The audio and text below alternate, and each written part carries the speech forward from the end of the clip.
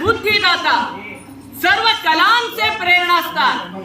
आबाल वृद्धांना लढा लावणारा, सद्गुण साकार, सुख करता प्रथमेश, मनाला भावणारा, हाकेला धावणारा,